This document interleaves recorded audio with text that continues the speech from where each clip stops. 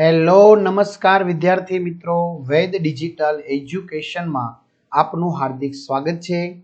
આજે આપણે ધોરણ 6 વિષય ગુજરાતીની અંદર દ્વિતીય સત્રાંત પરીક્ષા તારીખ 16/4/2025 ના રોજ ગુજરાતીનું પેપર છે, એમનું 100% ટાઈપિંગ સાથે સંપૂર્ણ પેપરનું સોલ્યુશન જોવાના છીએ। તો ખાસ વિદ્યાર્થી મિત્રો, ચેનલમાં નવા હોય તો ચેનલ સબસ્ક્રાઇબ કરો, બાજુમાં બેલ આઇકનને પ્રેસ કરો, જેથી તમને અવનવા વિડીયોની માહિતી નોટિફિકેશન મળી શકે। વિડીયો લાઈક કરો, તમારા મિત્રો દોસ્તોને શેર કરો।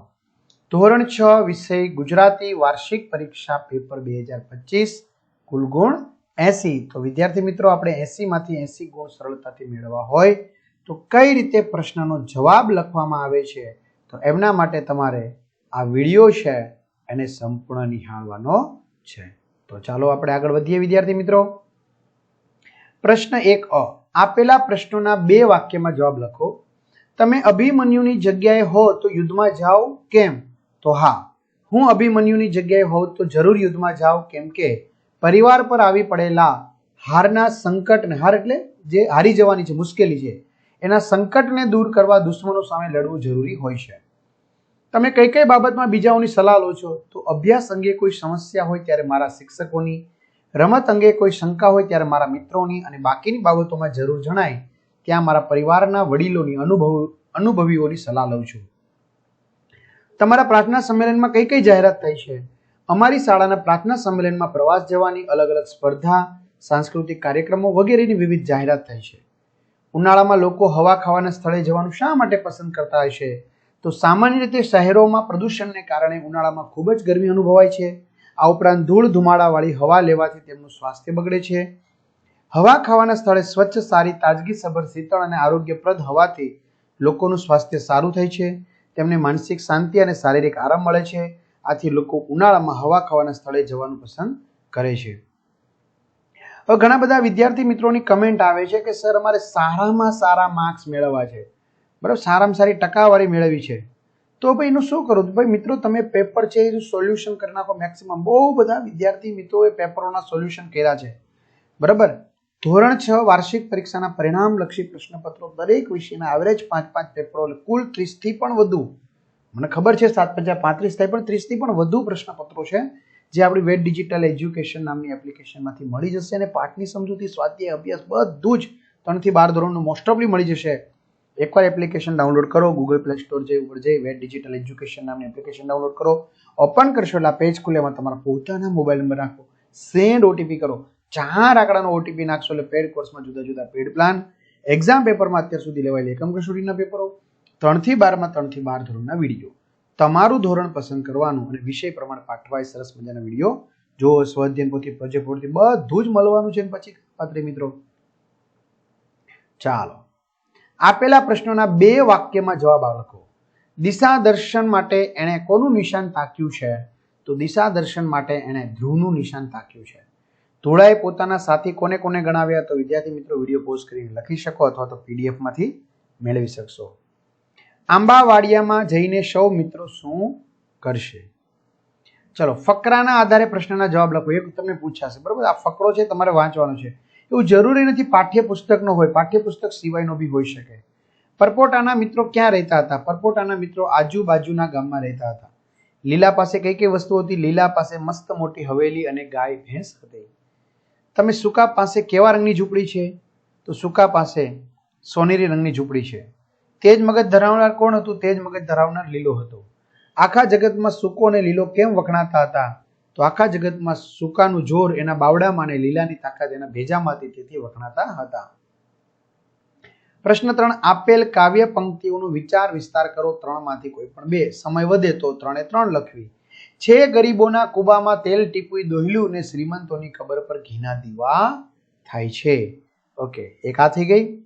બીજી, મિત્ર એવો શોધો જે ઢાલ સરીખો હોય, સુખમાં પાછળ પડી રહે અને દુઃખમાં આગળ હોય, બરાબર।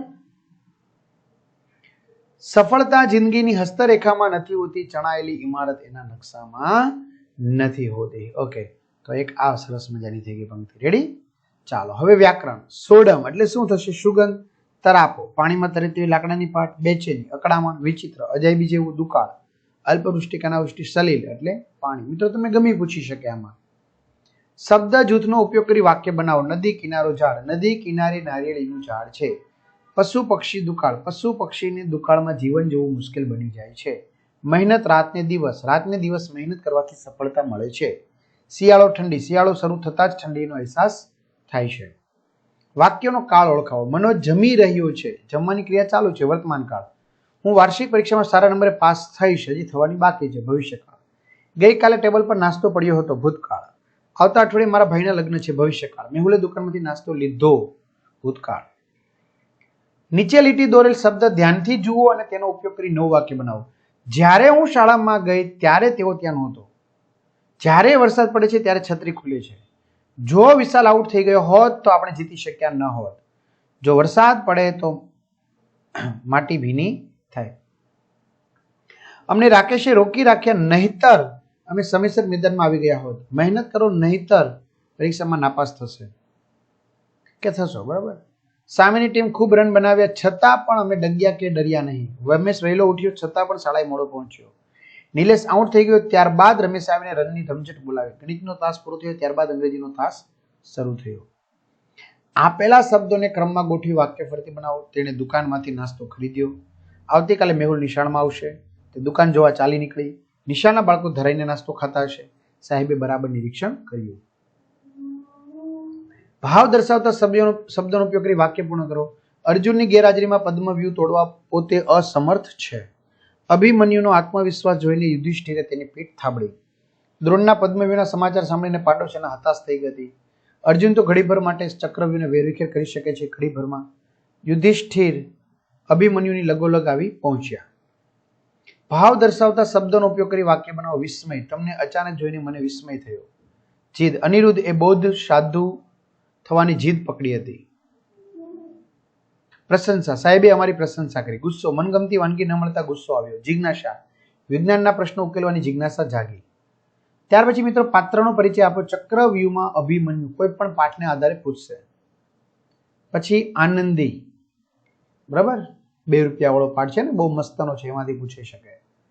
આપેલ ચિત્ર જોઈને વાક્યમાં વર્ણન કરવાનું છે. બરાબર. જો આપેલું ચિત્ર છે તમારે જોઈને વાક્યમાં વર્ણન કરવાનું છે. સરઘસ નવી નવાઈનું. ઓકે. કોઈ પણ એક વિષય પસંદ કરી એના વિશે લખો. દુકાળ. બરાબર. તો દુકાળ વિશે લખેલું છે. મારી દિનચર્યા. તો તમારી દિનચર્યા. તમે કોઈ પણ એવું પૂછાઈ શકે. શિયાળાની સવાર. અથવા તો મિત્રો ખાસ ઉનાળાની બપોર. અને ઘણા બધા નામે પૂછી શકાય. બરાબર. તો આ રીતે સરસ મજાનું આપણે સોલ્યુશન જોયું. તો ખાસ વિદ્યાર્થી મિત્રો ચેનલમાં ન હોય ચેનલ સબસ્ક્રાઇબ કરો. અને હા, તમે જે પેપર છે એની વ્યવસ્થિત PDF બનાવી. બરાબર. અને આપણે જે વોટ્સએપ નંબર છે 9993454645. બરાબર. આપણો જે વોટ્સએપ નંબર છે એમાં તમે આ PDF મોકલજો, જે તમને ફ્રીમાં મળવાની છે. મિત્રો જો તમે અહીંયા આપણે અહીંયા મૂકી દઈશું એટલે તમારે જુદા જુદા જિલ્લાના પેપર જોઈએ ને બધા તમને મળી જાય. તમને ખ્યાલ બી આવી શકે. બરાબર. અને નેક્સ્ટ અત્યારે કોઈ 7મા વાળા મોકલશે, તમને આવતા વર્ષે કામમાં લાગશે કે નહીં લાગે? બસ એ હેતુથી જ છે આપણે. બરાબર. બધાએ મૂકી દે આવતા વર્ષે આપણે કામમાં લાગવાના આપણે મૂકીશું ત્યાં. બરાબર. તો બધાને બેસ્ટ ઓફ લક. સારામાં સારા માર્ક્સ પ્રાપ્ત થાય એવી વેદ ડિજિટલ પરિવાર તરફથી શુભકામનાઓ.